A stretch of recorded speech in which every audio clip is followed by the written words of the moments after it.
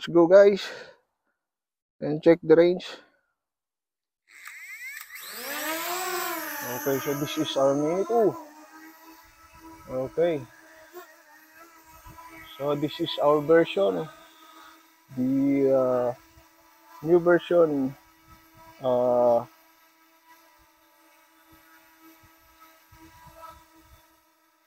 1.12.2.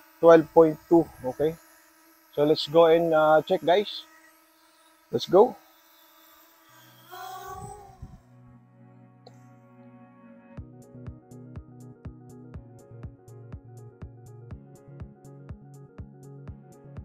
Okay, so I'm in the sport mode. We will put in the normal.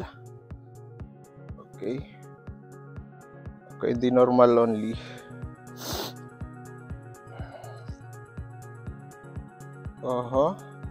So we'll get up around the 100 meters altitude maybe. Oh, RC interference with 100 I-80. Oh my god.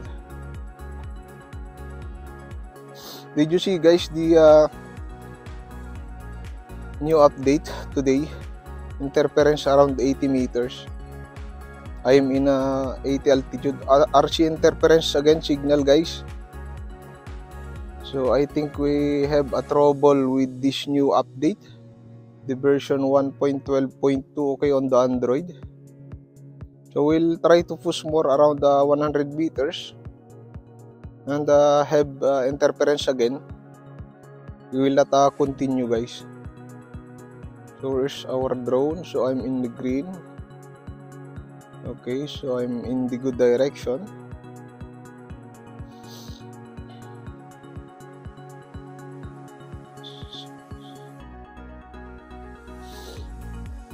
Every time they updated those new drone, but our Mini 2, I don't know what they're doing guys.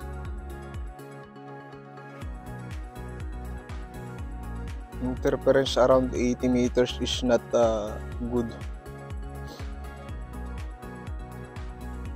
Okay, so we are running around 600 meters.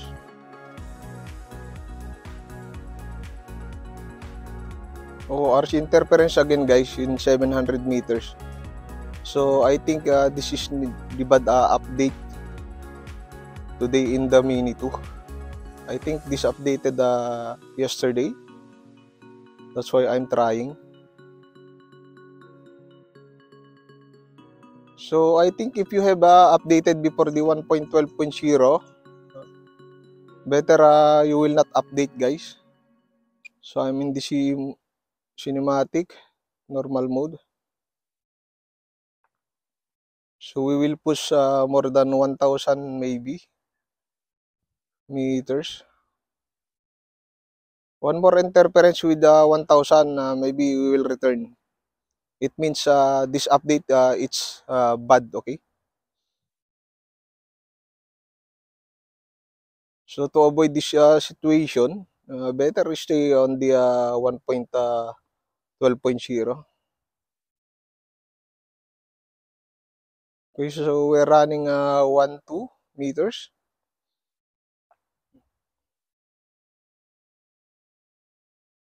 We will put here.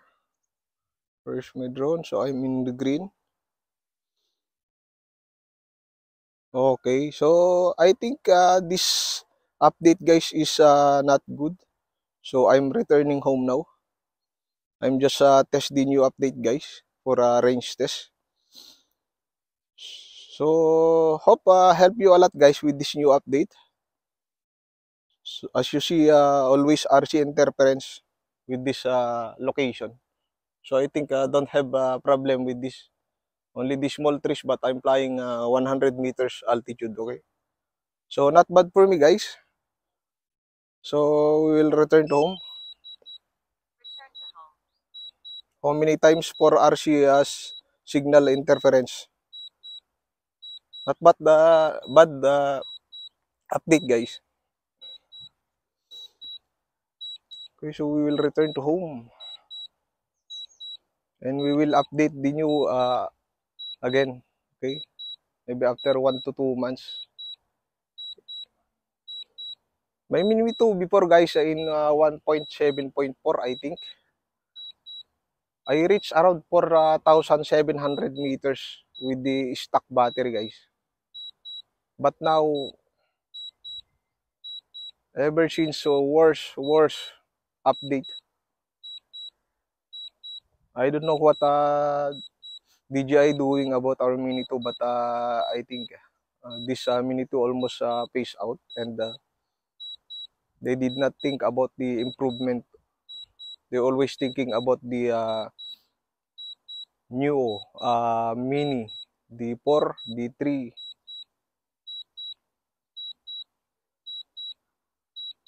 So that's only guys. Our drone was here. I'm just trying to test so that you will know if your drone will updated or no. But for me guys, don't update.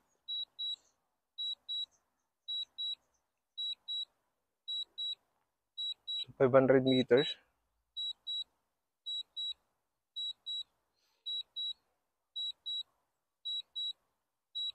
Okay, so the return to home, I think it's okay, no issues. Only the range.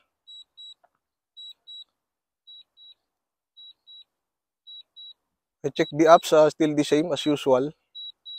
Range worse. Return to home maybe good.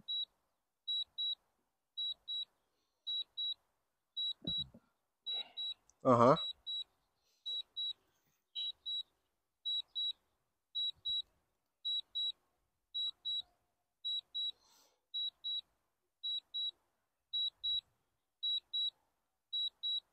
Okay, so that's only guys. The gimbal switch to FPV.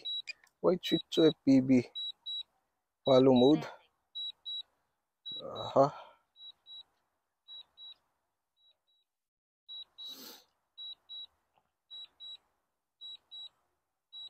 Oh, so bad update. Bad update, bad.